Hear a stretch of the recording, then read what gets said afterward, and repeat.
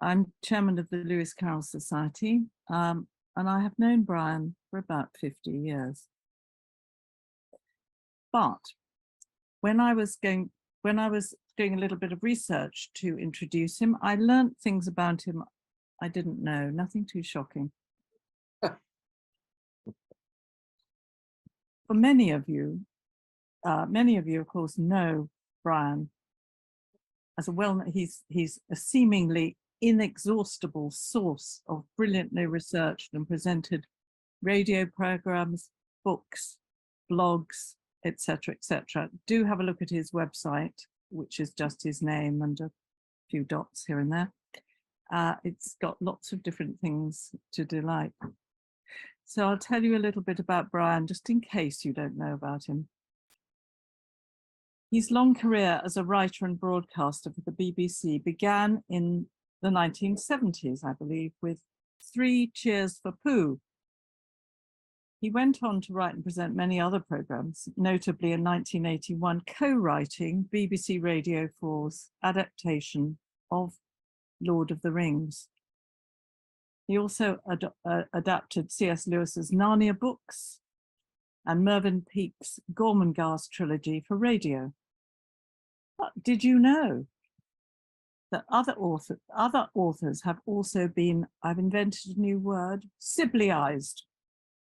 And they include John Bunyan, Lawrence van der Post, Geoffrey Archer, and J.G. Ballard. Who knew? Quite a mixture. And the fictional characters he has transformed for broadcast range from Sherlock Holmes and Peter Pan to Dracula and Jack the Ripper. He is also an expert on Mickey Mouse and Disney and is currently editing a book of the letters of Walt Disney, and has also recently published 2 books of his own, Joseph and the 3 Gifts in 2019 and Osric, the Extraordinary Owl in 2021. Last year, he was given an Outstanding Achievement Award by the Tolkien Society. But I'm sorry to say the Lewis Carroll Society haven't presented him with anything but chaos, headaches, and general madness. Nevertheless, he is continuing kindly to soldier on as the president of the Lewis Carroll Society. And here he is to tell us about Alice in Cartoonland. Thank you, Brian. Thank you, Lindsay. Hello, everyone on Zoom. It's a great pleasure to be with you this afternoon. You might make a joke on that. Now, some people will know where that comes from. You may have already seen it on the screen a few minutes ago, so here's a reminder. It's a scene in Through the Looking-Glass and what Alice found there. And Alice is travelling at the time in a railway carriage, and she has a conversation with a gnat, which is a slightly kind of puzzling conversation for her. And it's mainly a series of puns, rather bad puns, actually. I was in a wood just now, said Alice, and I wish I could get back there.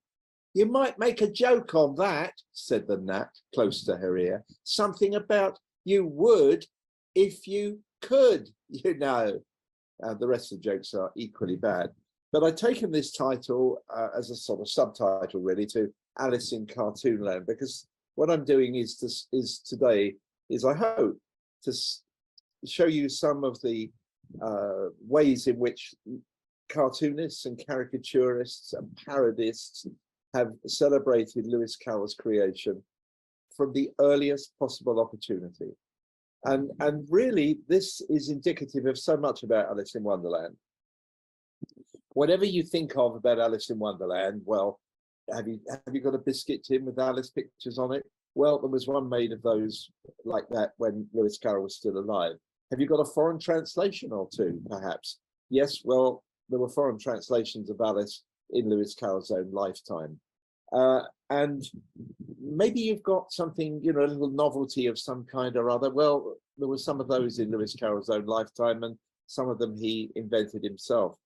So there's something about Lewis Carroll, the power of Lewis Carroll's writing, that means that very, very quickly, people saw all the possible facets that could be created around these stories. So today we're very familiar with Alice films. In Lewis Carroll's own lifetime, people were making lantern slides, an early precursor of film, featuring his stories. So when it comes to cartoons, exactly the same applies. Alice and all the other characters are part of our mental furniture.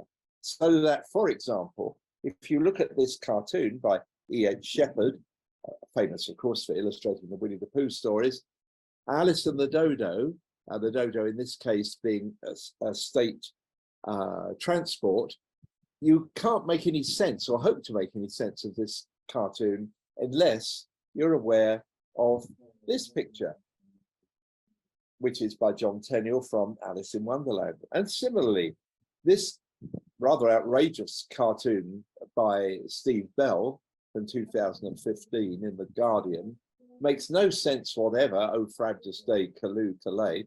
It actually, incidentally, shows John MacDonald, who was then one of our current politicians, so many since. But that makes no sense whatever unless you're familiar with this drawing by John Tenniel. And neither of those cartoons would have existed if it weren't for these two men. On the left, Lewis Carroll; on the right, John Tenniel, later Sir John Tenniel.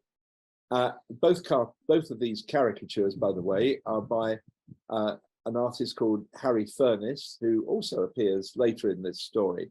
So I've decided that rather than show you proper portraits of both of these people, of course, of which there are many, it would be more in keeping with the theme if I was to show you caricatures of Lewis Carroll, with whom Harry Furness worked, so he knew him personally, and John Tenniel, whom he, of course, also knew because he was a fellow cartoonist. Lewis Carroll, pen name of Oxford mathematician Reverend Charles Lutwidge Dodgson, and John Tenniel, illustrator of Alice's Adventures in Wonderland. Carroll and Tenniel were collaborators on a book that turned out to be so much more than just an innovative story for children, though it was also that. They co-created, without really realizing they were doing it, I think, something far more significant, a book that captured the imagination of people across continents and cultures and achieved a universal awareness in the human consciousness. You know, there are certain characters, and here are 3 or 4 of them, Alice, of course, but with the Cheshire Cat and the Hatter, not a Mad Hatter, by the way, those who don't know about my peccadillo about what the correct address of the Hatter is. He's a Hatter who was mad, but he's never actually referred to as the Mad Hatter. There is a chapter called The Mad Tea Party, but let's go down that rabbit hole. So for 150 years, Alice's Adventures have been constantly subjected to revision, reinvention, rediscovery. Yet she and her companions remain instantly recognizable, regardless of how they're portrayed, even if those portrayals take the form of cartoons, such, for example, as this one by Glenn Marshall and another one by Banks. Possible side effects of the drinking bottle: drowsiness, headaches, severe size reduction. And the other cartoon, An Eat Me Cake, may contain traces of nuts. So these without these cartoons, you wouldn't be aware of or be able to understand fully these cartoons. You know, there are certain characters, and Alice is one of them, who somehow seem to eventually, very quickly in Lewis Carroll's case, escape the proprietorial control of an author and an illustrator, and just begin to live in their own world. It's true of Dracula, it's true of Peter Pan, it's true of Frankenstein, characters whose later life is no longer in any sense pegged to the name of their creator, but they take on a life of their own. Here's another contemporary cartoon. This one I'm rather fond of. Many of you may know Tom Gould, whose illustrations regularly appear in, I think, the Times. And this is Alice's allergy test. You can read it for yourselves. And the reason that I want to show these jokes that I've just been showing you, there's more to come, is because their creator, the creator of Alice, that is, were from the earliest years fascinated with cartoons and caricatures and the artists who drew them. Born in Cheshire in 1832, Charles Dodgson exhibited a talent for humorous drawings at an early age, with illustrations made for a series of homemade family magazines, which he edited for his siblings. And here is the frontispiece from one of those magazines, the Rectory Umbrella. It shows a benign figure sitting underneath an umbrella, and the umbrella itself is made of things like jokes, riddles, fun, poetry, and tales, and he is sheltering the various virtues, good humor, mirth, cheerfulness, from an avalanche, a bombardment of woes that are being thrown down by malicious sprites above. There's woe, there's envy, I think, or ennui, maybe, I'm not sure. The writing's not the easiest to read, but here you see Lewis Carroll himself, as a child, creating a cartoon. So it's hardly surprising that he felt at ease within the world of cartoons, or that he turned to a cartoonist when he came to write his first book. This was the banner of a weekly magazine. Many of you will know of it, but not everybody, because it's been defunct for some years now. Humorous magazine called Punch. It was started in the Victorian days and endured through to I think the 70s, maybe the 80s. And the banner above, and in fact the drawing underneath, by the cartoonist Richard Dickey Doyle. The Punch banner with all those little characters, and you can see that on the far left, for example, there is obviously Bottom, or a character who is playing Bottom because he's holding an ass's head in his hand. These characters have been immensely familiar to everybody, including Lewis Carroll, because it's fairly certain that his father, also a reverend, would have taken Punch and had it in his study, and the young Lewis Carroll doubtless looked at it quite a lot. This illustration is again from one of the family magazines, and it's entitled A Scanty Meal, and it's a joke about homeopathy and features dialogue in what in present days we would call, comic book lingo, we'd say they were speech bubbles or speech balloons. The butler on the far left is saying, "Please, mum, cook says there's only a billionth of an ounce of bread left and she must keep that for next week." To which the lady of the house on the far right responds, "Go and order a trillionth more at the baker's." So it's a rather kind of erudite joke in a way, but it's about the fact of homeopathy being something which requires you to take very, very small doses of something. And this is, I mean, Carroll's imagination, he's related this to the idea of a family meal. Crookshank, and this is an early example, probably one of the earliest, in fact, which shows the use of speech bubbles, as we now call them. Rather than just have a caption to a cartoon explaining it, or saying first man, second man, third lady, whatever, Crookshank gave this idea of having the words actually coming out of the mouths of the characters. And so that's where Lewis Carroll what we would have been following at the time. They were known at the time not as speech balloons, but as banderoles. And they were originally known probably by most cartoonists having seen the work of George Crookshank.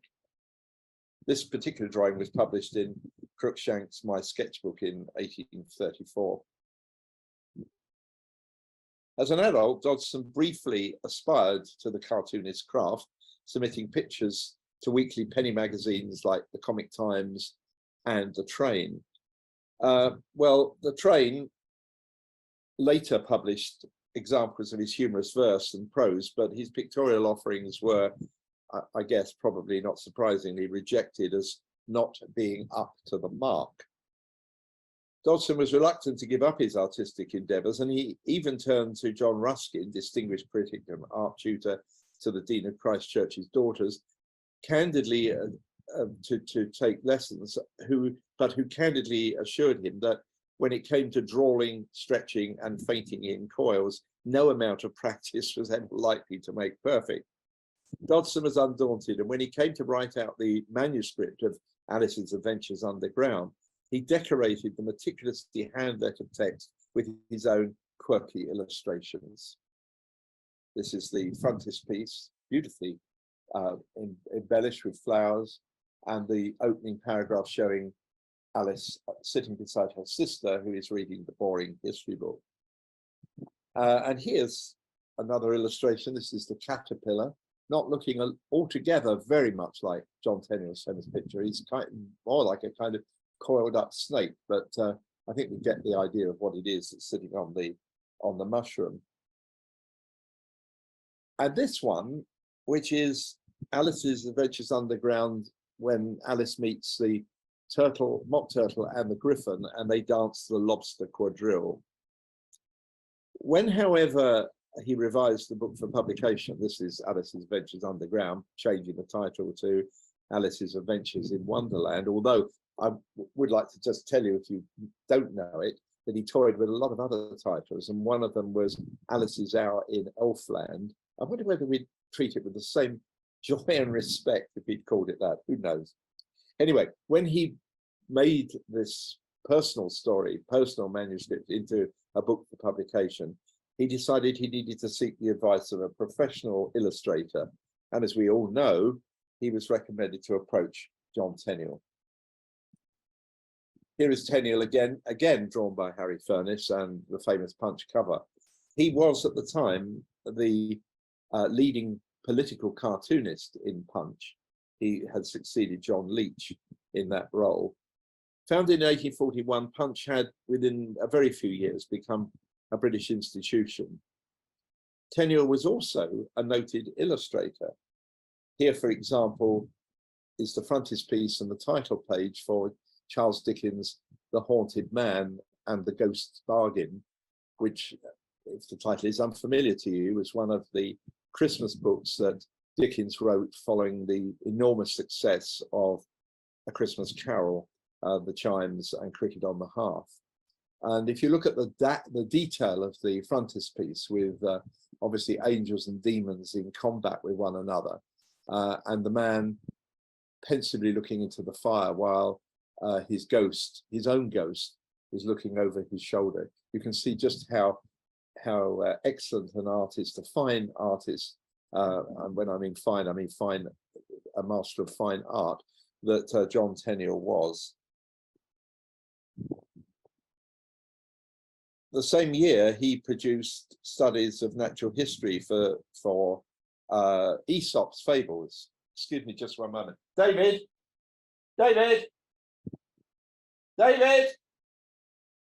Front door. Sorry about that, I've got somebody ringing the front door. Here's the fables of Aesop. And these illustrations were remarkable for many reasons. I mean, partly for their brilliance of observation and the way in which he creates so much, gets so much into the confines of a single page. He was an incredibly disciplined artist.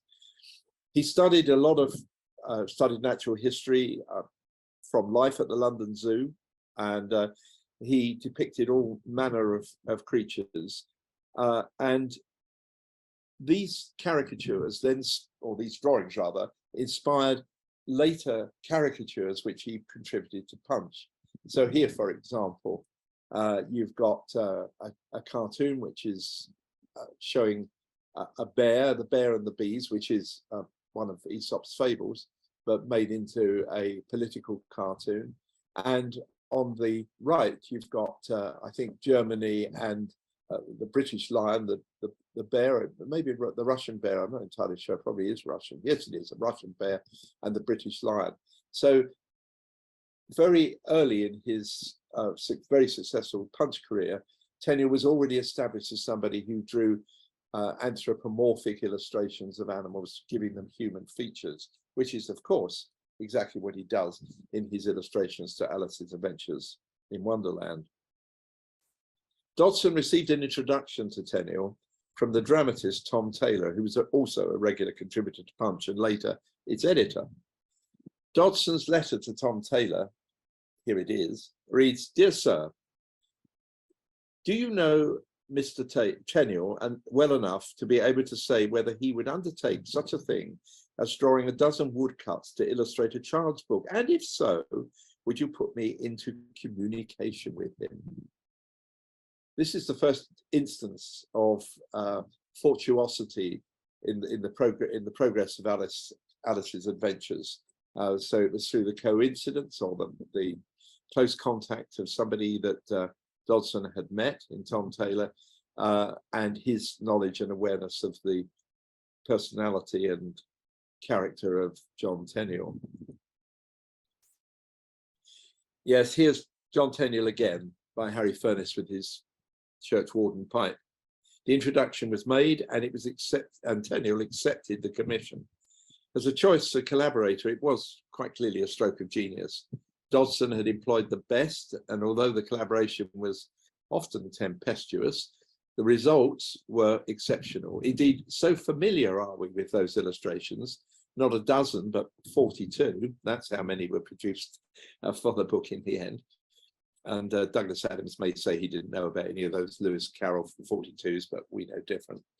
And it's because of those illustrations, 42 of them, that we tend to forget how much the book's significance and success was owed to Tenniel and his contribution to making for us a perception of the Wonderlanders. Dodgson introduced the characters, yes, absolutely, but it was Tenniel who decided what they would look like and what they should wear. Even the famous Alice look is down to Tenniel, because here, a very famous illustration, for one reason only, Tenniel would have made one of these for each volume. This would have been the bound issues of Punch magazine, and for the year. And here, in this particular one, volume 46 in 1864, note the date, shows a child putting a garland around the neck of the British lion. And there she is in close-up. Her face is partly hidden, but I think you'll agree, when compared with this illustration of Alice with the bottle on the drink me table, that there's very little doubt that this is a precursor of the Alice that he would create for Dodgson's story. Similarly, Tenniel took inspiration from other places. In the National Portrait Gallery in London, he would undoubtedly have seen this portrait, A Grotesque Old Woman, by Quentin Masses of Antwerp.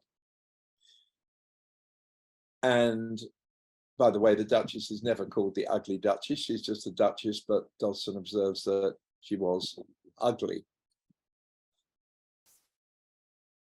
How curious it is that the Hatter, something that Lewis Carroll rated as a very, very memorable character, but Lewis Carroll never ever mentioned that the Hatter had a label in his top hat saying "in this style 10 and 6."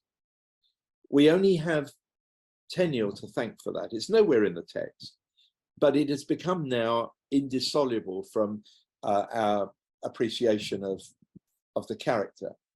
Here he is, illustrated by a later artist, Charles Fauchard, and as the Mad Hatter villain in the Batman series in a comic. And in both of these, the label has to be in place, even though there's absolutely no requirement for any artist to give it to the Hatter other than the fact that we expect it because Tenniel put it there. In fact, of course, very few people know what 10 and 6 is now. Anyway, it's, of course, it's pre-decimal currency in Britain, means 10 shillings and 6 pence. And even, in fact, one of the greatest book illustrators, Arthur Rackham, when he came to illustrate the story, the best he could do was to reduce the price of the Hatter's hat to 8 shillings and 11 pence. But Tenniel's price tag has survived.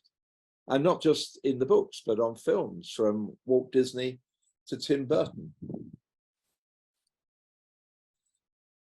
I saw an American edition recently, obviously totally unaware of what the symbol meant, the label had on it 1016. So it was 1016, because they didn't realize that the dividing slash was differentiating between the shillings and the pence and the price of the hat.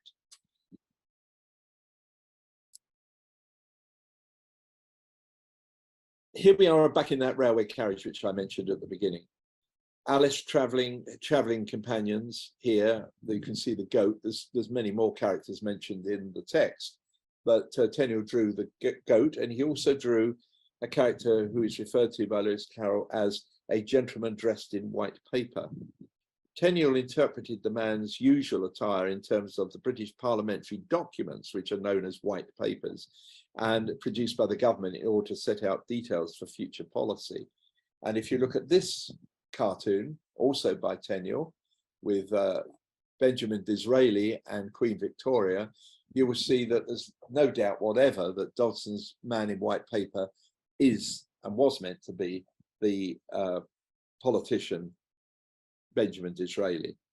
Tenniel actually took so long over the picture for the railway carriage that Disraeli had been Prime Minister, but wasn't actually Prime Minister when the drawing was made, or rather when it appeared. And this has been carried on by, well, at least one artist. Here's Ralph Steadman, who, when his edition came out, he used the then current Prime Minister of Britain, Edward Heath, as his man in white paper. And there's a photograph of Edward Heath, who was one of Steadman's much favoured foils for his cartoons.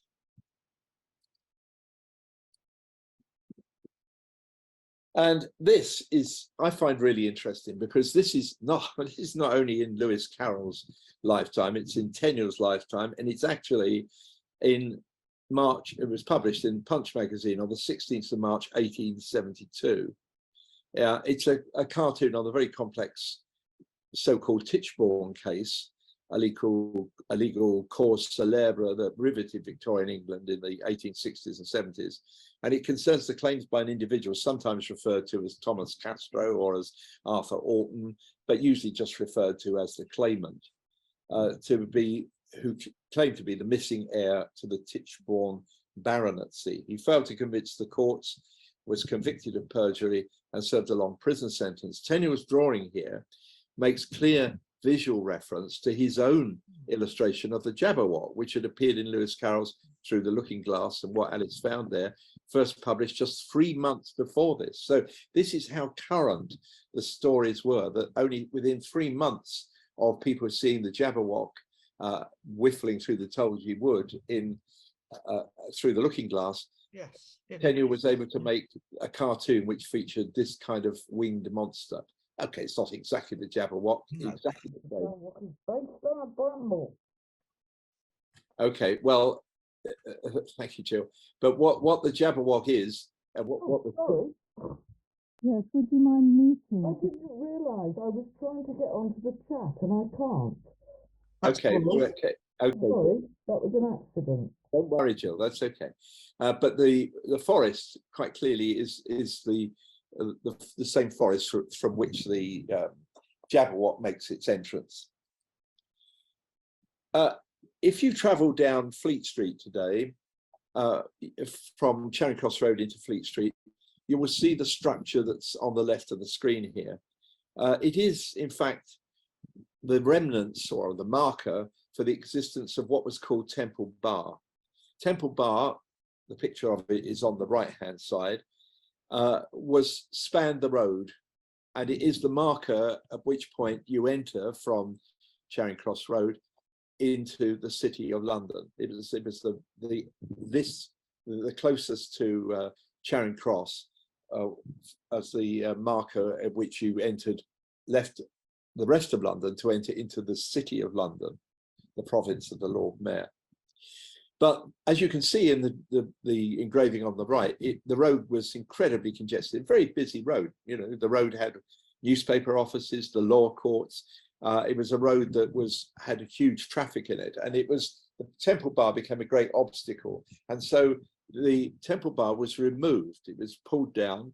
It was rebuilt at the house known as Tibbles, which is pronounced Theobald's, and you can still see it there to this day. But they raised this structure with a griffin, the griffin being the mark of the City of London, the mayor's mark. And this is a contemporary engraving of that structure when it had been erected in Fleet Street. And here's Tenniel and Alice. No question about whether this has got anything to do with Alice.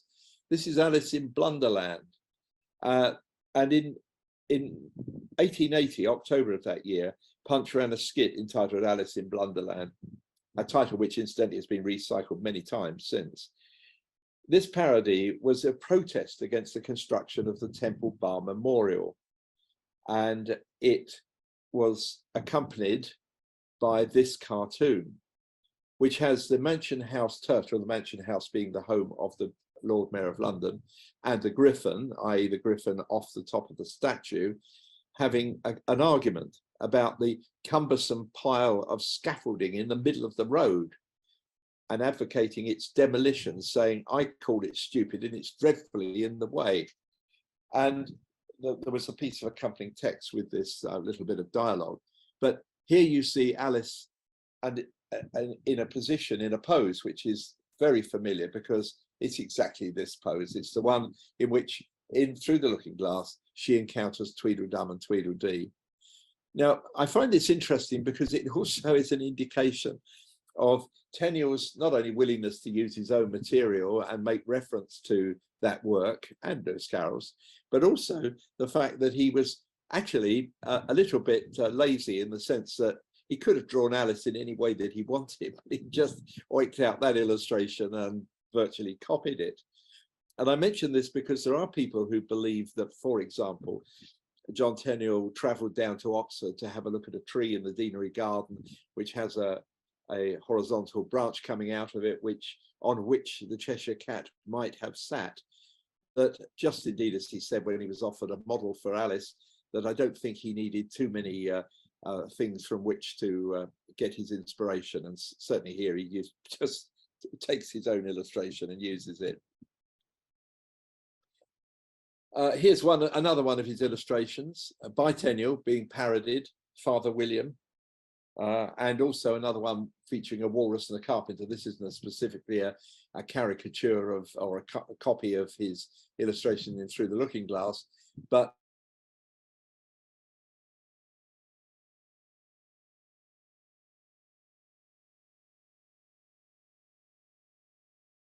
and it could have been a butterfly and it could have been a carpenter and so on. And so I don't think there was any existence of walruses and carpenters being linked prior to Lewis Carroll.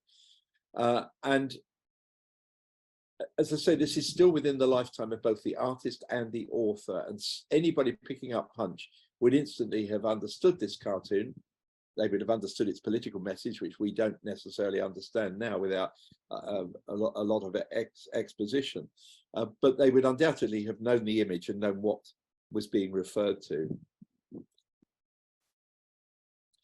And here is, I think this is the last time that, yes, it is the last time that Tenniel created an Alice spoof, but it's of course a complete direct copy of his scene from through Wonderland, where the Griffin and the Mock Turtle tell Alice, or the Mock Turtle tells Alice his history, encouraged by the Griffin.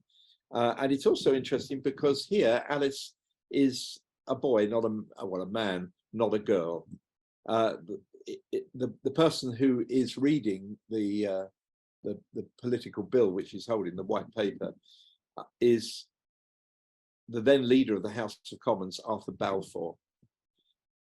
He's attempting to read the proposed London government bill aimed at dividing the administration of the capital into metropolitan boroughs. What's the use of repeating that stuff, complains the Mock Turtle, if you don't explain it as you go on? It's by far the most confusing thing I've ever heard. So not only is he parodying his own cartoon, he's also parodying Lewis Carroll's text.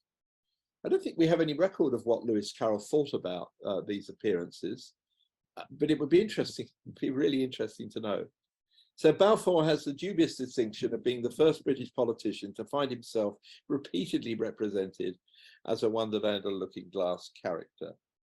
Here, for example, The Westminster Alice by F. Carruthers Gould. In 1902, the author H.H. Munro, known as Saki, and the Westminster Gazette cartoonist F. Carruthers Gould cast Balfour as both the White Queen and the March Hare in their celebrated spoof, The Westminster Alice. And here, in Clara in Blunderland and Lost in Blunderland, same year, despite his moustache that Tenniel in the cartoon had thoughtfully concealed behind the parliamentary bill, Balfour was again cast as an Alice lookalike in the popular political pastiche. Note, Clara in Blunderland, by the way, was said to be written by Caroline Lewis, which was a pseudonym for three people who were responsible for the writing and indeed the illustrations. Well, one of them was. These were among the first of several generations of politicians and international figures to be given Wonderland or Looking-Glass guises. For example, Malice in Cultureland, Adolf in Blunderland, and the campaign Alice, which is set at the time of Nixon's presidency. You can see Nixon there as the King of Hearts. That was subtitled, by the way, The Campaign Alice, or Through the Election Booth and How She Lost Her Innocence. Actually, she doesn't look terribly innocent in that picture, but enough of that.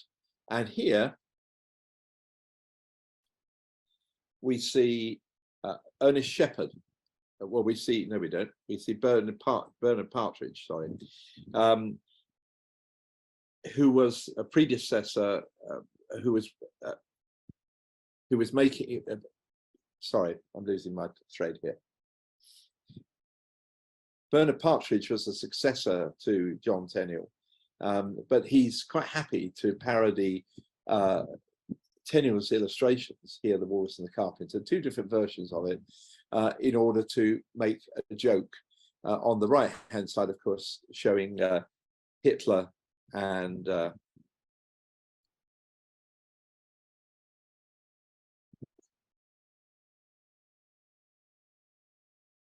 sorry, I lost my place.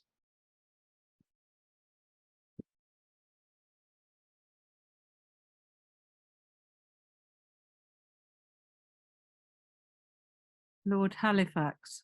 Thank you very much, Lord Halifax. And here's Ernest Shepherd.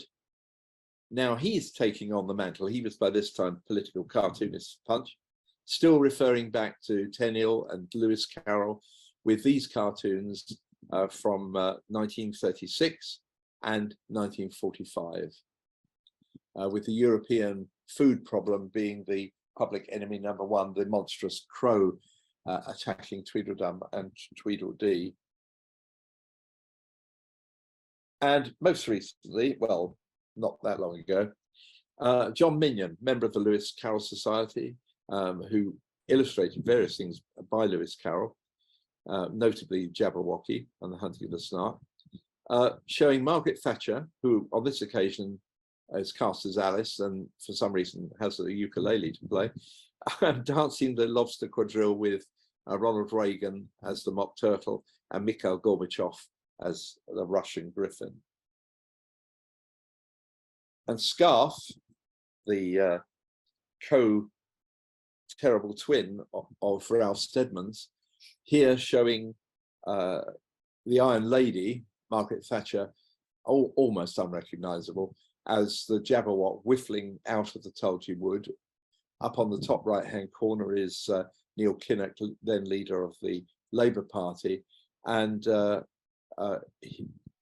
she is being, well, threatened by the Social Democrat Party, which actually didn't really succeed in taking down Thatcher at all. And here, for American viewers, Sarah Palin with her Tea Party associates, given the role of Alice by several cartoonists, including Martin Rowson. She presides at a table with the billionaire Koch brothers, chief founders of the Tea Party movement, as a pair of hares, and Rupert Murdoch is the Hatter, and Obama is the dormouse who's being pushed into the teapot. And for people who know who he is, Glenn Beck, the Fox News commentator, is the mewling baby on the right-hand side. But wearers of Alice's pinafore dress have never been limited by gender.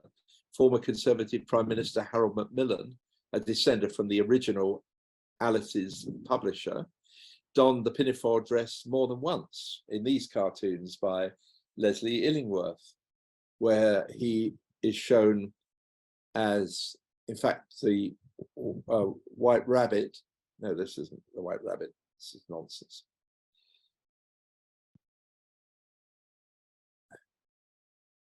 Here we are, where he is shown as Alice with the caterpillar, which is public opinion, and later as Alice reaching for the drink me drink, which is hoped to give him better policies for use.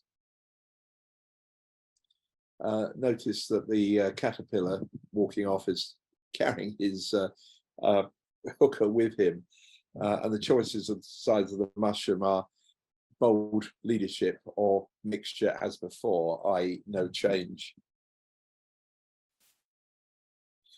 Here we have, I'm now losing my place in the text, I'm so sorry. Here we have Trog, great cartoonist, who actually did a fluke strip, which sent his little leading characters into Wonderland, all of which were political cartoons. Here we have John Major as the Hatter, Kenneth Clark as the Hare, and Michael Heseltine as the Dormouse. And the chairperson at this tea party is actually Brian Mawhinney, who was the Tory party chairman, and he this time has been given the frock. This one from America, this is FDR as the Hatter, and he's got a check in his hat for, I think it's 16 billion probably, and it looks at the bottom of the picture as though this is back to front, but it isn't. That was part of the joke, that it was intentionally that this was, as it were, through the Looking-Glass cartoon. And Americans have been just as liable to be lampooned as British politicians. So, for example, here we have Obama with Obamacare being poured into a cup, and clearly there's too much to go into the cup. In 10 years, there's the label, in 10 years, you'll be broke.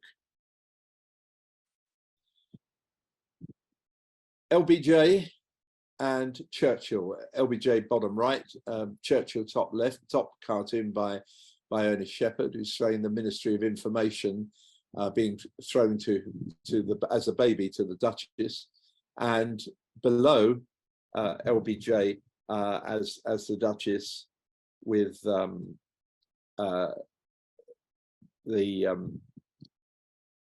Vietnam War being cooking on the stove and the Lyndon Baines Johnson is the Duchess. Speak roughly to your little boy, etc. So whatever era you're in, you can find these cartoons.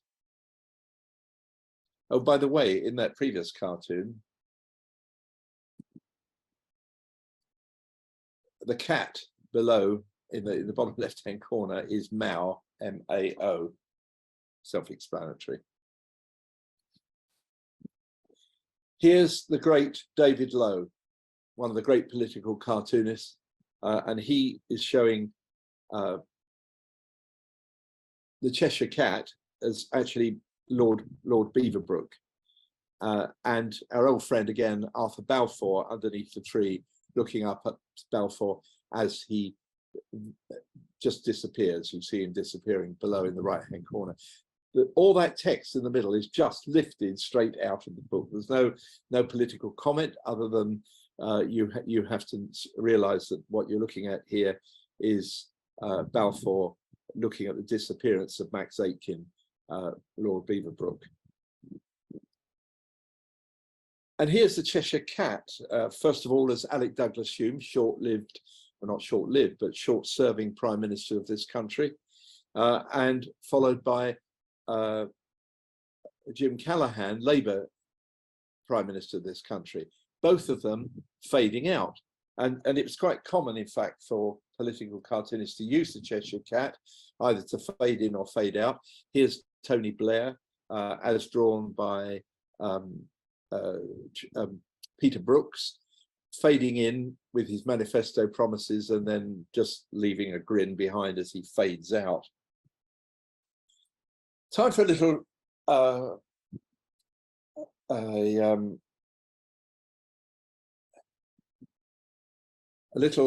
case study here now. This is just to see how many cartoons by Lewis of the Cheshire Cat and other characters have been recreated as being Donald Trump. Cheshire Cat here, Trump's deals fading away, just the grin. Here he is as the Hatter, drawn by Drew Sheneman in 2016. That little dormouse in the teapot is Putin.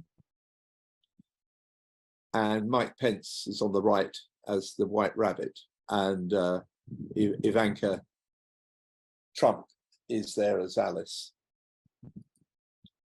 Here he is as the Queen of Hearts now. He's got his Let's Make America Great Again baseball cap on. And he is being, well, off with their heads. I believe that's illegal in a constitutional republic, so it's nonsense, right? Sometimes I could commit as many as 6 impeachable acts before breakfast. And here he is, again, all the words in this cartoon are Lewis Carroll's. And here he is as Humpty Dumpty. It's all a question of who's to be master, that's all. And of course, the red tie, which hangs from halfway up Humpty's body, but down and over the edge of the wall. And here he is with Putin on the left as Tweedledum with Putin's Tweedledee, democracy hanging from a branch in the back of the forest there. And on the right, here he is with Boris Johnson as Twitterdum and Tweedledee with our late Queen peering round the trees at these unpleasant characters. Happily, Alice has also provided, apart from political comment, which of course fades with time because political comment is only as relevant and as lively as it is when it's made. Alice has also appeared in lots of just joke cartoons. And here's a few that I think you might enjoy. Believe me, kid, in 10 minutes, you'll be able to climb through the goddamn looking-glass. This is the White Rabbit, obviously, with a razor blade there, having a little drug help for his imagination. This uncaptioned picture, which I really like, is by Ronald Searle, with this young lady who's busy ironing, slightly fazed by seeing the White Rabbit rushing into the open door of her washing machine, and also it's worth pointing out, if you don't notice it, that she herself is wearing bunny rabbit slippers at the time. This one's from my own collection. This is Michael Fuchs, in which Queen Victoria is knighting the White Rabbit for services to literature. And I love that idea that the White Rabbit is a Victorian character in his own right who gets summoned to appear before the Queen and receives a knighthood. There's a price on your head, says the March Hare in Jeff Thompson's cartoon. And of course there is a price, and it's 10 and 6. Mad isn't a label we like to use in the psychiatric profession, Mr. Hatter. Glenn Marshall. The Tea Party itself has been the source of numerous gags. The New Yorker's Henry Martin had the event being gate crashed by someone from the 100 Acre Wood. I think this is without doubt one of my all-time favorite cartoons. Excuse me, may I see your invitation? So this is Piglet trying to get a cup of tea for himself, indicating that Wonderland and the 100 Acre Wood are closer than we thought.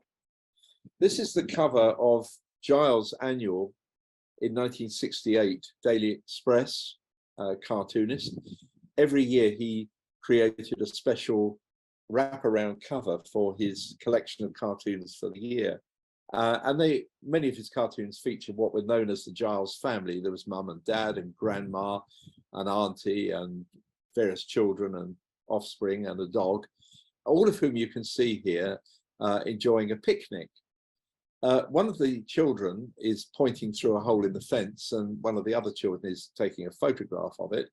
And when you flip the annual to see what's going on the, pardon the phrase, the back side, you see this. This is Grandma, Giles's grandma, sharing not a tea party actually, but a pint of stout or whatever with the Hatter, the hare, and the dormouse. It's the only place where this appeared. Your generous donations, said the dodo in this Handelsman cartoon, will help us in our quest to find a cure for extinction, from the New Yorker. Two more by Fuchs. The one on the left I particularly like, which is the carpenter asking the walrus, are you supposed to eat the boots? You will remember that we're told that the oysters, though they didn't have any feet, had their boots were neatly cleaned and brushed, and here they are, and the carpenter is just wondering whether you eat the boots as well. Or the second cartoon where the walrus who's shaking the carpenter upside down explains to Alice he swallowed a pearl.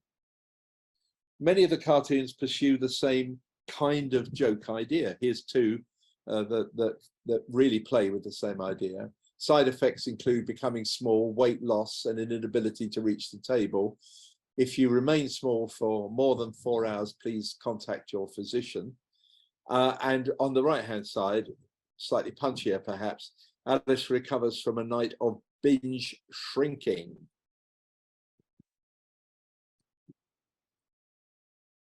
Here's a direct lift from Tenniel's illustration from Through the Looking-Glass of the old sheep with Alice. The cartoon is really not, is just a pretty much direct copy by Handelsman of Tenniel's original. I should like to buy a handgun while it's still legal, said Alice, very gently. Lots of Cheshire Cat cartoons. This is by Banks. You're lucky still to have an NHS dentist. And this one by, that wasn't by Banks, sorry, that was by Baker. This one by Banks, which shows the Cheshire Cat reduced to a grin, but obviously having managed to catch a passing bird. And here, this is the Cheshire Cat reduced to its ultimate, I suppose. It's just until finally it just his hairball remains. And talking of invisible cats, good morning, I'd like to buy a bag of invisible cat litter, please. Speed Bump was a regular cartoon in American papers, which featured the Cheshire dog. And so this is Cheshire, there's his food bowl, and Alice is saying, would you please not do that while you're eating? And much later, same cartoonist, same joke. Here's the Cheshire dog asleep, invisible, his teeth in a jar, and it's the Cheshire dog the later years. A similar idea had occurred to Charles Schulz, Peanuts cartoonist, and he had occasional cartoons featuring the Cheshire Beagle. And I wish you would keep appearing and vanishing, said Alice. You make one quite dizzy. All right, said the cat, and this time it vanished slowly, ending with a grin. obviously Snoopy is listening to this, and he does so. He fades away, and not Lucy, brain's gone dead, sees just the grin, and then the grin and the eyes and then he's completely muddled up. Please, read something else quick. But there were a number of these cartoons. It was a regular kind of joke, and one of those surreal moments in the Peanut strip where, in fact, it totally leaves any kind of logical connection with the planet. Sally is the little girl, of course. Here's Holbrook, his strip on the fast track with Alice starting a PowerPoint. And at the end, she just fades away, and she explains afterwards, I'm sorry you had to waste the morning in that awful meeting. It's okay if you nod and smile in people's eyes, you vanish. And Cul-de-sac by Richard Thompson. In this particular strip, again, Alice is being read to, or the child in the cartoon is being read to of Alice's story, with all her interventions. Who is that in the party dress? That's Alice. Is she going to a party? No, she's going to fall down a rabbit hole. Is that the rabbit? Yes. Does she land on him? No. She falls down the rabbit hole and has all kinds of adventures. Let's see. Alice, please don't grab things. But look, she's stretching that dress out of shape. Okay, we'll read something you know. Little Oopsie and the Enchanted Sippy Cup. Who wears a party dress to fall in a rabbit hole anyway? And in comic, generally, Alice has made several appearances. Here she is in the famous Classics Illustrated series. This is issue number 49, Alice in Wonderland and Through the Looking-Glass, in one comic. And parodying that magazine on the right-hand side is a giveaway from the Simpsons series of comics, in which they are showing issue 49 is the Slobber Wacky, and there's various Simpsons characters, including Bart in the forefront there, and Homer in the background. So here we have not just a parody of Alice, but we actually have a parody of a famous comic book of Alice. How complex can these things get? Here's Mad Magazine, number 15. Wasn't particularly funny, actually, that they just showed the illustration. It was hardly touched, other than the fact that Alice and the other characters are reading Mad Magazine, so it was a mad tea party. But on the right-hand side, you can see much later one of Mad's spoofs of Wonderland, where the story is over a matter of about 6 or 8 pages, has been parodied in contemporary cartoon style. In the magazine, the Beano comic for British children, there's a version of Your Old Father William with contemporary looking characters, and at the end of it, an explanation of the origin of this, presumably adding an educational benefit to the Beano comic. Hello, I'm Charles Duckworth Dodgson, but you probably know me as Lewis Carroll. That was the name I used when writing my books. My most famous books are Alice in Wonderland and Through the Looking-Glass. I was born in 1832 in Cheshire. For most of my life, I was a man at Oxford University. Boring. What I enjoyed doing was photography, puzzles, and telling stories to children. Wonderland was told, and so on, and so on, and so on. So even in British comics, Lewis Carroll is given a modern touch and reintroduced to people with, you know, a desire for people to know about the character. Brian Talbot's created an entire book called Alice in Sunderland, which features Tenniel's drawings, or versions of Tenniel's drawings, and Lewis Carroll and his creations. And in America, the Roger Langridge's Snarked was a series of a season of comics which feature the Walrus, the Carpenter, the King and Queen, and various other characters. And in comic art, here by comparison really, is what Batman cartoons with Batman emerging from the Mad Hatter's hat. He is called the Mad Hatter in the Batman series, by the way. And on the right, one of Frank Brunner's soft porn Alice pictures. And in cartoon films, Betty Boop went through the Looking-Glass, as did Mickey Mouse. And of course, here's, I think, my favorite scene, certainly my favorite still picture from Walt Disney's Alice in Wonderland, with Bill the Lizard absolutely astonished as he sees this giant eye looking at him out of the rabbit's window. But there's no telling who Alice will team up with. Here we have Fred Flintstone and Barney Rubble in a caterpillar costume, who meets Alice in a film called Alice in Wonderland, the new Alice in Wonderland, or What's a Nice Kid Like You Doing in a Place Like This, made in 1966 by Hanna-Barbera, the creators of the Flintstones, and of course many other characters. And here on the right, Donald Duck in drag in the Disney film Donald in Math-Magic Land, which was a film explaining about mathematics for children, and used as part of its explanation the chessboard, and that included Donald having to put on Alice's clothes and meet with the Red Queen.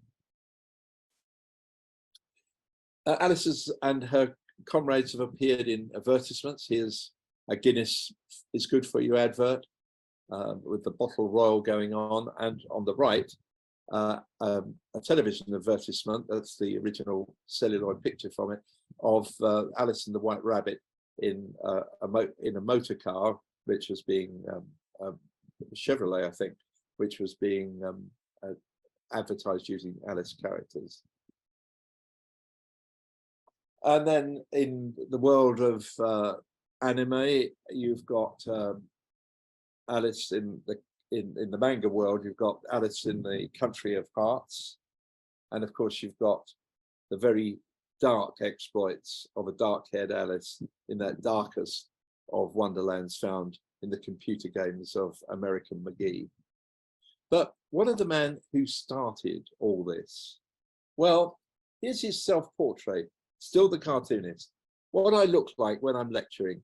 Mr. Dodgson never quite relinquished his desire to be a comic artist, and he continued to draw, adding sketches to his child in his letters to his child friends, including this particular self-portrait. And he also came up with at least one caption or cartoon idea, which was finally drawn by George du Maurier in Punch magazine. It appeared on the 3rd of January 1874. So this is a child standing at her mother's side who is reading from, we now know, the Bible. And the dialogue goes, "So now, Maggie, you understand all the story of Lot's wife, don't you?"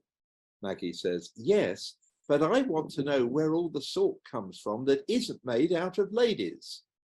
So not the greatest laugh in the world, but Lewis Carroll penned that idea, that joke, and George du Maurier drew it very, very seriously here.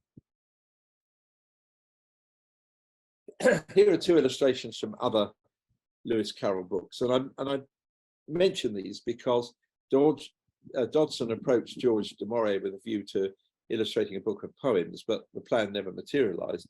However, he did work with two other cartoonists, A.B. Frost and Harry Furniss. Harry Furniss on Sylvie and Bruno, and Sylvie and Bruno concluded, and A.B. Frost on A Tangled Tale, and also on some of the poems in Phantasmagoria. So that's the story of Alice in Cartoonland and Lewis Carroll in Cartoonland, since he too has been the subject of occasional cartoons, such as this one by the New Yorker's Jack Ziegler. While flossing, Lewis Carroll gets an idea. Or Bill Stott's speculation on the weird and wonderful Carrollian inspirations. "And this is the mixture you smoke while writing, Mr. Carroll?" With some portraits on the back wall of a cat from Cheshire, a snark, and a Jabberwock. And here's John Minion again, a rather affectionate caricature showing Dodgson and the dodo. The link, of course, being, as most of you will know, that Dodgson had a stammer and so would on occasions pronounce his name as Dodgson. And so he parodied himself in the story as the character of the dodo. And here he is on the cover of Lynn Truss's book, Tennyson's Gift, as the White Rabbit. And on the front cover, you see you see Tennyson as the Hatter and the other members of the family. And perhaps the one after John Minion's that I like the most, which is by the great cartoonist, New York Times cartoonist David Levine, which shows Lewis Carroll as the White Knight. But here, the White Knight is a hobby horse. You can see his check trousers and feet sticking out at the bottom. He's just a faux knight. He's not a real knight. But Ralph Steadman, when he illustrated Through the Looking-Glass, he chose to depict Lewis Carroll as the White Knight. Lewis Carroll describes the White Knight, or did describe him, not in the text, but elsewhere, as not being old. There was no indication of him being old. But of course, Tenniel drew him with a walrus moustache, not unlike his own, indeed. And it took Steadman to give back Lewis Carroll the opportunity to play the character which is quite clearly in the text, the one which is most autobiographical. And so as he rides off into the sunset, and as Alice waves goodbye to him and the chessboard kind of just melts away, it's time for me to saddle up and do the same, really. And so that brings us to, oh yes, the end. Thank you. Well, thank you, Brian. That was, if I may say so, I think that would make a fabulous book. So I don't know if there are any publishers out there. It would. Yeah, I mean, and many apologies, but trying to move my slides and follow my notes rather defeated me in a couple of places. So I apologize for that. I'm not as good at these things as I used to be. Yeah, so I'm going to. Yeah, you mean no, Brian, you were fine. But anyway, carry on. Sorry, Lindsay. No, I'm trying to. I think I think people can unmute themselves, but can I just start with a couple of questions that were in the chat? And one was the bishop in Looking-Glass from Tony and Pat. Can everybody, I don't know if people can unmute themselves. I hope they can. I think they can. If they say, Phil Thompson, thank you. So, so they were saying that there is no image of a bishop. Well, there is. There is a bishop, but there isn't in the book. And was this because of Lewis Carroll's respect for the religious hierarchy? I mean, I'm paraphrasing. Yes, I imagine so. He could have asked Tenniel to remove. I mean, he had plenty of comments about Tenniel's illustrations. So when the illustration of the chessmen in the grate in Looking-Glass house, which shows quite clearly a bishop sitting on a lump of coal reading a newspaper, presumably the Church Times, if he'd have found that offensive, I imagine he would have asked for Tenniel to take it out. So he wasn't bothered about that. And why he didn't choose to have a bishop specifically, but then apart from the knight and the queens, he also didn't use any rooks. Had a monster's crow, but he didn't use any rooks. And he didn't use, apart from the red and white knight, they're the only other characters that are referred to. There's a reference to the queen's pawn, Alice being the white queen's pawn at the beginning, but you know, the chess connection in Looking-Glass is used pretty freely by Lewis Carroll. He doesn't slavishly follow the chess, and even the so-called chess game explanation at the beginning of the book is a little bit you know, you need to take it with a slight pinch of salt. And some of the chess pieces are then redesignated as some of the flowers, for example, and Hare and Hatter both appear as chess pieces, but they're not recognizable chess pieces. So I've always thought that, you know, whatever the chess pieces are, and there are, apart from the bishop, same picture actually, I think, there are two rooks, I mean, two castles, walking along, I think arm in arm, with little pennants on the top of their towers, and they don't appear either. But I think if it had been that offensive to Lewis Carroll, I'm sure he would have told Tenniel to take it out. So I don't think he was that bothered about it. Right. But it is interesting. One of the young writers who took part in our writing competition year before last did write an entire story about Alice meeting the bishop, and it was great fun to see that somebody had done it, because I don't think anybody else has written a parody. Maybe wrong. Always a dangerous thing to say when it comes to Lewis Carroll. But I don't think anybody else has introduced a bishop into the story. But maybe they are. Maybe the Westminster Alice has got some bishops on reflection. Yeah, they maybe have. It's rather mysterious. I see two people have appeared on the screen, but that's all. And Sarah is unmuted. But did you want to ask a question, Sarah? Of course. No. Of course you didn't. No. That would be logical. Phil Thompson, I'm trying to unmute you and I can't do it at the moment. I'm sorry, I don't know. Are you trying to unmute? Yes. No. Right. Well, I've got a question which is a bit unfair, Brian, but I was just wondering, you know, people always ask this question and the answer is usually maybe this or that. But do you have a favorite cartoonist? I'm thinking more of the modern ones. Yeah, well, of course, I love Chris Riddell. I think he's fantastic, and I ought to have shown one of his. He has done a few Alice cartoons. I also love Peter Brooks in the Times, not a paper I read actually, probably because of my own political bent, but nevertheless I respect his cartoons very much, and he's done several. There's a really excellent one he did with the Queen of Hearts, I think the year before last, screaming and shouting at a Boris Johnson Alice, which was rather nice. And I think probably my favorite cartoonist, and it's recent enough for me, being as old as I am, is Michael Fuchs, because Michael Fuchs did so many cartoons on the Alice theme. He obviously loved the books dearly. And all of his takes on the story are so kind of just wacky and off kilter. That's why I love them. That's why I like Are You Supposed to Eat the Boots? It's always struck me as like, well, who would think of picking up on the idea that they had boots that were not worn on feet, and that the carpenter would have to worry about whether or not you should eat them, or whether, you know, they were unsuitable to be eaten. So Fuchs does it for me on lots and lots of levels. I love the draftsmanship of Chris Riddell. I love the draftsmanship of Wally Fawkes, Trog, and his cartoons.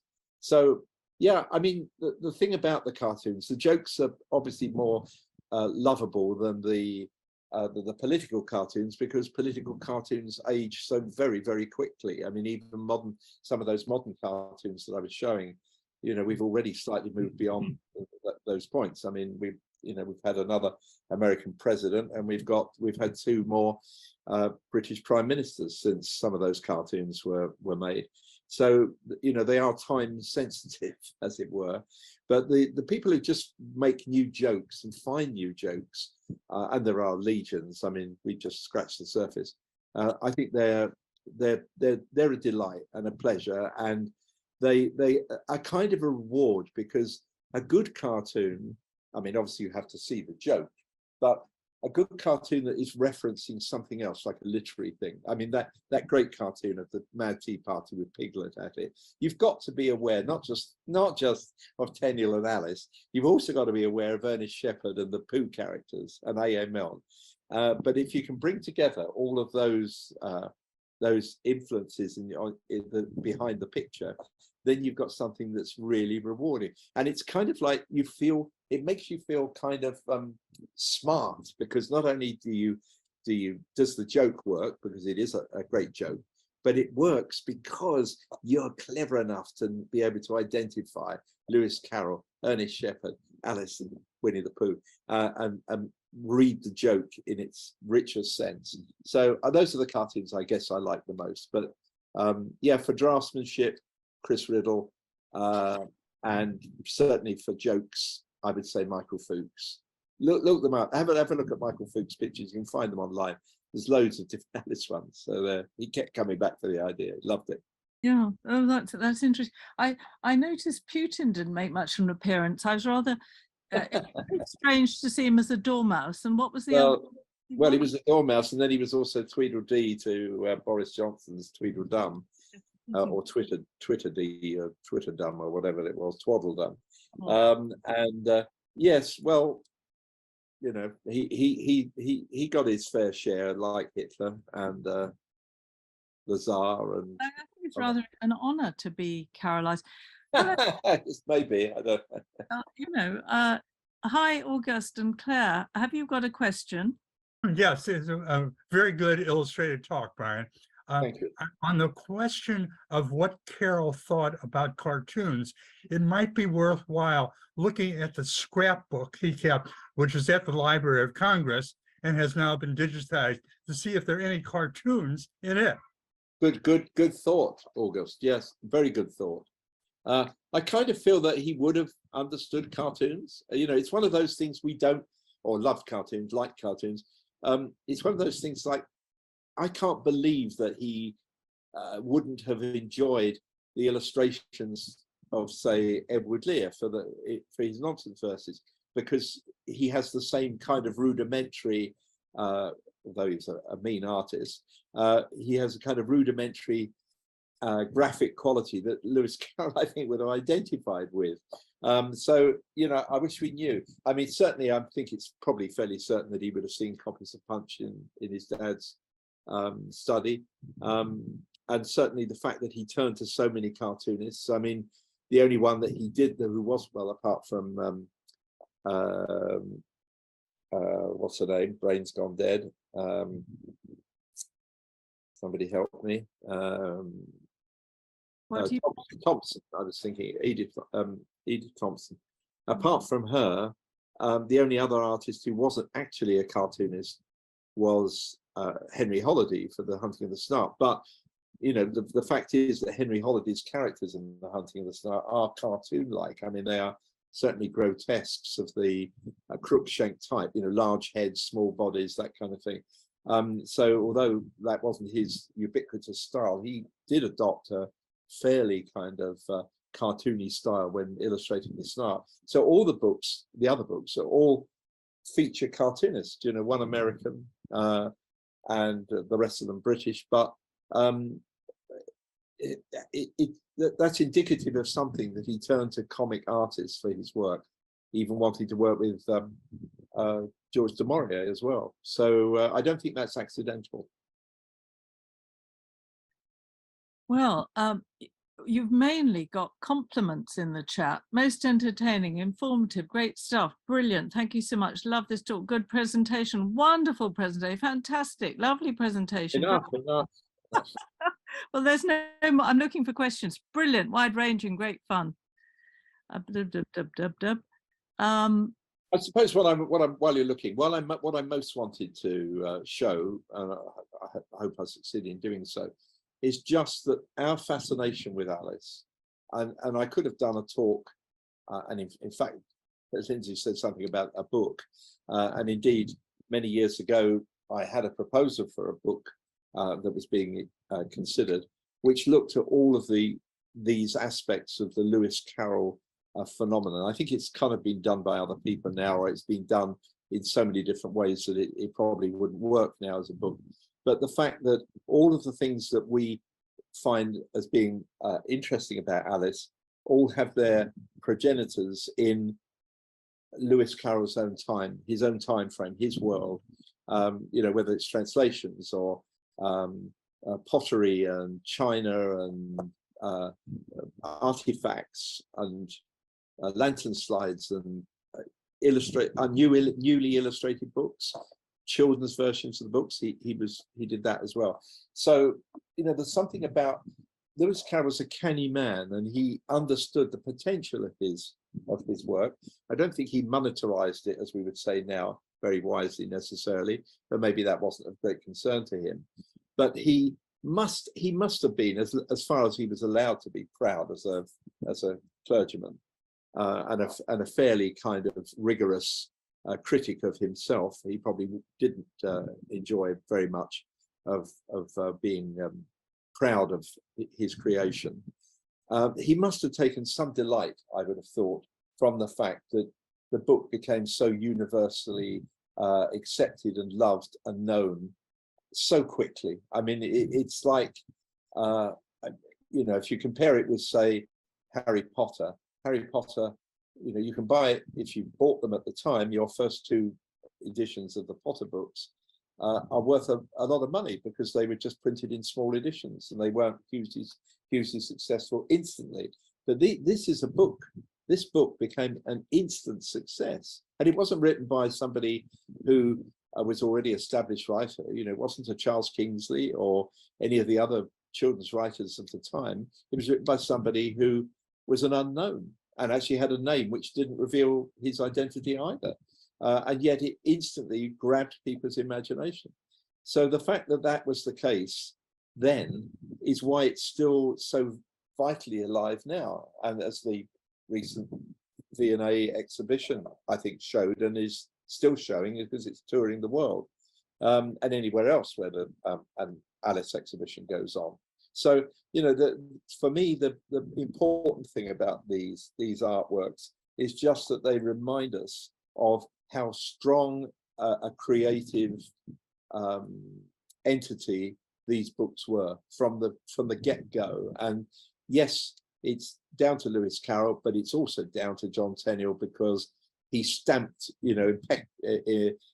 irreversibly his mark on these characters, to the point where, as I say, we can't draw a Mad Hatter who looks like anything other than the Hatter that Tenniel drew, complete with label. And that's, that is a heritage that they created that can never be dulled. However many new people make wonderful illustrations, and there's so many wonderful books re-illustrated, by other artists. I think you may have answered this in an oblique kind of way. Kaz Yoshimoto says, do you think Alice illustrations are kind of suitable for political cartoons? If so, why? And do you know of any other children's book that is often used for political cartoons? Okay, yeah, well, the Winnie the Pooh books turn up quite often, usually more social cartoons than political cartoons, though there have been instances of their being used politically. So yeah, Shepherd, and of course Shepherd's another very noted cartoonist, so that's not surprising.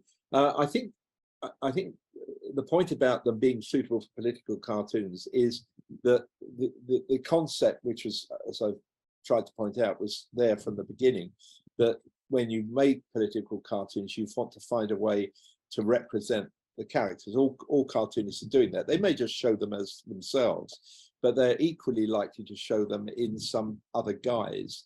And the fact that those characters lend themselves, because they are such a motley selection. There are animals and there are people animals, like the March Hare, who wears trousers, so the White Rabbit doesn't. There are characters who are clearly human beings with animal masks on, if you like.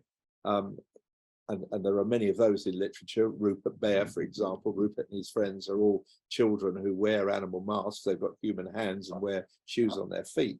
So these particular type of characters lend themselves to caricature, and certainly in Victorian times, not just Tenniel, but other cartoonists were drawing political figures in the guise of animals, and that goes back literally to Aesop, where the idea of a political concept or a moral concept being portrayed through the foibles of other creatures, but always dressed creatures. You know, the fact that animals wear clothes and can, I mean, whether they're in Beatrix Potter, for example, of whom there are also some examples of her illustrations being used for comic effect, though I don't think ever politically, well, not that I'm aware of, but that doesn't mean anything.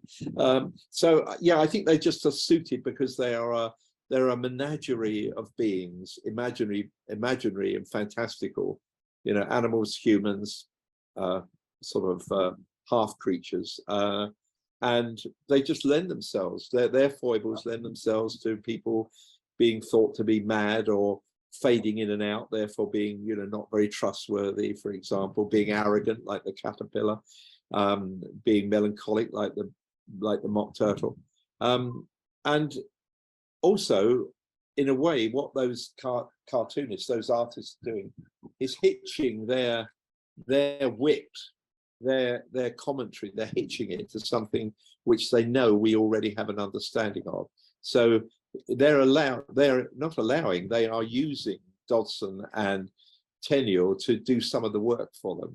You know, when you see a cartoon that uses Donald Trump as the Queen of Hearts, for example, what's going on there is a shorthand which is saying, ah, yes, remember the Queen of Hearts, always saying off with their heads. So there's a whole series of mental shortcuts that we take when we look at one of those cartoons.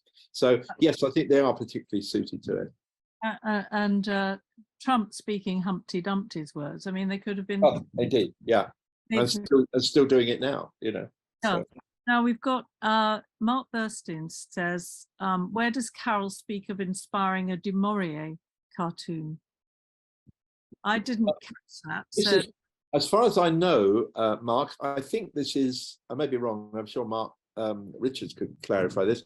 I'm fairly certain it's in Stuart Dodgson Collingwood. No. I will stand corrected if someone tells me that isn't the case, but I'm fairly certain it's in Collingwood's, either in the biography or the picture book, but I think it's in the biography. Yeah, no, well. Somebody's saying no? No, nobody's saying anything about that yet. So, okay, somebody's just put up a cartoon, I can see. yeah, and the Oz books have been used. Yes, Oz books as well in America, particularly in America, less so here because, but lots of cartoons using the Oz characters as in the film. So, you know, the three characters on their way to down the yellow brick road or meeting with the wizard, of course. Because again, you know, there are a motley series of characters, each with very, very distinct foibles. And that's Doctor Who magazine. Yes, I remember that one. Yes. Yeah, but I hope that's correct, Mark. And if it's not, then my apologies. But I don't think I made it up. But I might have done, you know, it's possible. Yeah.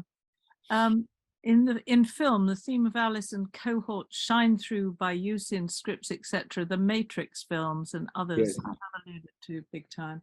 So it goes on inspiring. It does, and not everybody necessarily sees it, of course, or needs to see it. You know, the point is, if it works for you within a story context or a drawing context, it doesn't actually matter if you know where that inspirations come from, as long as the joke is funny, or that the political point that's being made is politically acute, then it doesn't really matter whether you're able to read the backstory. If you are able to read the backstory, well, it just feels like, ah, yes, and there's that little bit of pride that you've got the reference there. You know, it's like if a cartoonist just uses a quote from, I don't know, Melville or Tennyson or Dickens or whatever. You know, I mean, many people have done cartoons with Dickens characters, for example, jokes on the Dickens stories. So it's just part of recognition of the quality of the original creation and the strength of its imagination and power that it's lasted. I mean, that's what I think staggers me most of all, is the fact that this has gone from a time of Victorian England through to the 21st century, and we're still using these tropes, as people would call them today, for amusement or for adding a dimension to something. I mean, the number of stories that have, and the number of film versions that have been using not just telling the story straight, but telling the story in its own unique, for its own unique ends, like Jonathan Miller's Alice in Wonderland, or the porno version of Alice that was made. You know, these are people who take something with which we're familiar and then rework it and reshape it and give it back to us. And in giving it back to us, that brings a bit of added delight, I think. But it does, and it always brings us back to the eternal question, which I've heard many people speak on, which is, you know, what is Alice? Can you project anything onto her? Is she some? There've been lots of theories, you know, from goddess to child of wonder, and archetypal ideas, and so on and so forth. But just. But there's something about, I mean, there's something about Alice and as that film, that great film that the guys from the Cheshire Cat Press have come up with for their title of their movie. And for me, what Alice is she's a cipher, but she's a very particular cipher because she's not just completely bland, and she has a very strong personality and identity.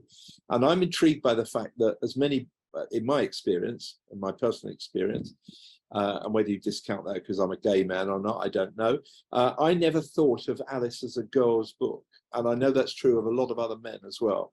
That Alice, and that's partly because Alice is not a kind of fading violet, or you know, she is a wilting violet, I should say. She is actually a really strong character. She is a character who is answerable for herself. She questions authority. She stands up to people who seek to put her down. So she's a really, really strong character. I mean, she's not in any sense a cipher.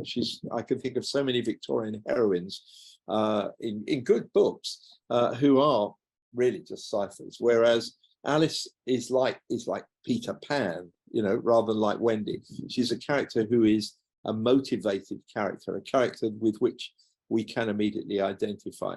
And well, what is she? She's a conduit through which we experience these mad characters.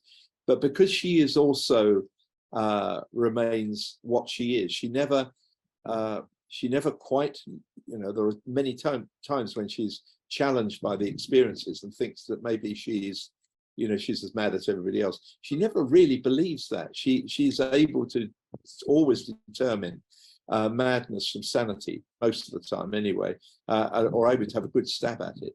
So I think we like her for her resilience, for her strength, for her roundness of character. You know, she's a muscular heroine of that time. There aren't that many characters quite like that. So I think that's why she's there. And I think because Lewis Carroll gives us so little other than the dialogue, and this is not to demean him, the same is true incidentally of A.A. Milne. If you read the A.A. Milne books, he hardly ever tells you what the countryside of the 100-Acre Wood looks like. Hardly ever. There's a few slightly careful passages where he describes the landscape, but most of the time he doesn't tell you. It's a tree, it's a river, it's this, it's that, it's a stony bank, and he leaves that to, first of all, to the artist, in this case Ernest Shepard, and he leaves it to your imagination. So both those books, but also, and there are many others of course as well, but in the Alice books we bring ourselves to it, just as the many artists who've illustrated bring themselves to it. And sometimes, you know, with those other artists we think, gosh, that's a beautiful drawing. I love Rackham's drawings, but they don't help me enjoy Alice that much more than John Tenniel, because and in fact from my personal experience, the first edition of Alice, which I became aware of, was unillustrated. And I find that really interesting, that I grew up, well, not entirely grew up, but my earliest encounters with Alice was sans any illustrations at all. And I still loved the book. And the same is true of Wind in the Willows, which I also read without benefit of Ernest Shepard's or Arthur Racken's illustrations. So, you know, that's the power of the storytelling. And then you overlay that with these amazing images that are still funny, they're haunting, they're redolent of their era, but equally able to be updated and renovated and reimagined. So yeah, well, that's my rather amateur, non-professional, non-academic take on it. Well, I think it's absolutely true. Will just ask you, was your Alice Without Pictures, did it have a kind of sun with lots of rays on the cover? No, I don't think it did. It did have a wrapper. It had a wrapper by Pauline Baines, who later became a friend of mine and was the illustrator of the Narnia Chronicles. And it may have had a frontispiece, but that was it, you know. So I didn't see the Tenniel pictures for a long time. And when I did, they just seemed to me to fit. That was my experience. But of course, for anybody who had one of the books, the Macmillan books, then you would have had those things as being inseparable. But it doesn't stop me, partly because I didn't grow up with them, of still having lots of questions. So I think it's something I did once for the Lewis Carroll Society 40, 50 years ago, of just thinking about why Tenniel chose the images he chose. Well, we know that quite a few of the images he chose were images that Lewis Carroll himself had chosen when illustrating Alice's Adventures Underground. Now, that obviously is only the chapters which then existed, because the Mad Tea Party and the Cheshire Cat and the Duchess all came later when he was making the final manuscript. They weren't in Underground. But so, you know, the Dance of the Lobster Quadrille, the Sleeping Griffin, for example, the Card Painters, the trial scene, many of Bill the Lizard. These illustrations were the refined artwork of Tenniel based on the sort of rough preliminary drawings, although he wanted them to be so much more than that Lewis Carroll had made for the manuscript. So that's where many of the images come from. But you do wonder, why didn't he show this scene or that scene? You know, why don't we have a picture of, I don't know, the monstrous crow, for example, you know, which other artists have drawn. So, you know, that's the choices he made. And most of them were engineered by Lewis Carroll or suggested, you know, like the messenger who comes to Humpty Dumpty with the message from the fish. You know, that was an idea that Lewis Carroll sketched out that Tenniel followed. I think Tenniel was probably quite happy to follow. You know, it saved him having to invent too much stuff. He's a professional artist, you know, professional illustrator. He was working for the money, you know, and I'm sure he had greatest respect for his craft and for the material he illustrated. But, you know, essentially he was a jobbing artist. Okay, top drawer jobbing artist, but that's what he was. So I think he just used anything that Lewis Carroll gave him and just made it better. You know, I mean, the Alice with the long neck, Lewis Carroll drew it for Underground, not anywhere near as wonderfully as Tenniel drew it. But then there are other things that Tenniel didn't pick up on, like, for instance, Alice with the long neck snaking up through the trees to meet the pigeons. So, you know, but then there were only 42 illustrations, and if there hadn't been 42 illustrations, well, I don't know what would have happened then, if there'd been less or more or fewer than more. Don't even mention it. Well, there's been a number of comments about it not being a girl's book. And then Mark Richards says, equally, I never thought of A Game of Logic as a girl's book, even though the original title was going to be Logic for Ladies. Well, yes, he's absolutely right, of course. You know, when I was talking about Alice's Hour in Elfland, you know, so many of these things that for us today seem to be so powerful, so iconic, are iconic by accident. You know, I mean, at the time that the editor of the Train chose the pseudonym Lewis Carroll from the ones that Charles Dodgson offered to him, he could have chosen Edgar U.C. Westhill. He could have chosen Edgar Cuff Wellis. And so we could have actually had Alice's Hour in Elfland by by Edgar Cuff Willis. And would it have been so successful? We don't know. You know, I was talking only the other day when I was in a completely different context, a Tolkienian context, although what I was talking about was Dickensian. You know, look at Dickens' manuscript for A Christmas Carol, the handwritten manuscript I'm talking about. And he was going to call Tiny Tim Little Fred until he decided that Fred was a better name for his Scrooge's nephew. And so he then changed it to Tiny Tim, which has an onomatopoeic resonance, which Little Fred certainly doesn't have. But you know, we cannot tell because we can't unsee the things that we've seen. So we will never know, and it doesn't really matter a jot. And it could well be that we would have felt as sympathetic about the potential death of Little Fred as we do about Tiny Tim. You know, we don't know, but there are so many things in the creative process which are purely idiosyncratic. I mean, they just happen. They are happenstances, and you know that they survive and they remain part of what we find ourselves appreciating. But for the creator, they probably weren't like that at all. I mean, you know, Gandalf the Wizard, when Tolkien was starting to write The Hobbit, was not called Gandalf. It was Blandorfin. You know, so would we care about Sir Ian McKellen's performance as Blandorfin as we would have done if he was Gandalf? I don't know. It doesn't really matter, but it's always intriguing. You know, what might it have been? Yeah. You know? Well, there are one or two other. There are lots more compliments to you, and there are one or two. David Skipper says Dodgson's skill as a photographer also adds to the mystique of Alice, especially the photos of the real Alice. And Yeah. he could have used his photographs to illustrate it. Now there's a thought.